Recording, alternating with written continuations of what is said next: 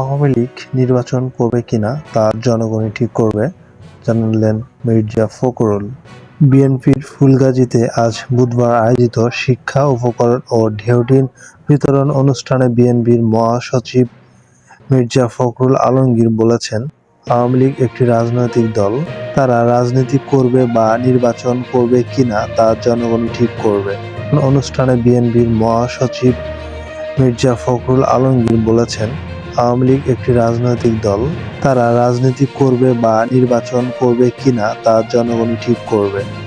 তবে যারা দেশের মানুষ হত্যা করেছে, মানুষকে নির্যাতন করেছে এবং দেশের টাকা পাচার করেছে তাদের অবশ্যই আইনের আওতা এনে বিচারের শাস্তি দেওয়া হবে বলে জানিয়েছেন বিএনপির মহাসচিব মির্জা ফখরুল আলমগীর।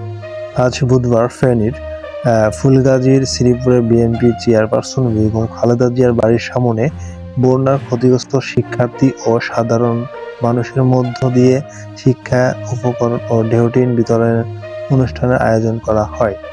এই অনুষ্ঠানে প্রধান অতিথি হিসেবে বক্তব্য রাখেন মির্জা ফখরুল ইসলাম আলমগীর এসব কথা বলেন।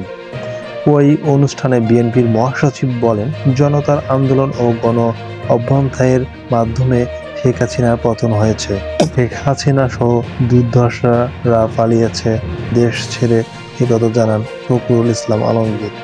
বর্তমান অন্তর্বর্তী সরকার 3 মাসের মধ্যে অনেক কাজ করেছে। যত দ্রুত সম্ভব তারা জঞ্জাল সরিয়ে নির্বাচনের ব্যবস্থা করবে। আমরা কাউকে নির্বাচনে আনতে চাই এমনটা বলিনি। গণমাধ্যম বিষয়টাকে সঠিকভাবে আসেনি।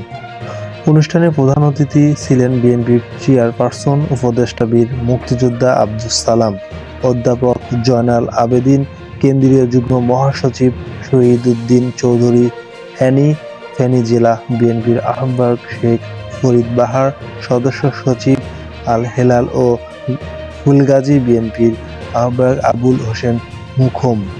শেষে মির্জা ফখরুল ইসলাম উপস্থিত ছিলেন এবং শিশুদের মাঝে হাতে খাতা কলম সহ শিক্ষা উপকরণ ও এলাকাবাসীর মধ্যে ঢেউটিন বিতরণ করেন মির্জা ফখরুল ইসলাম আলমগীর।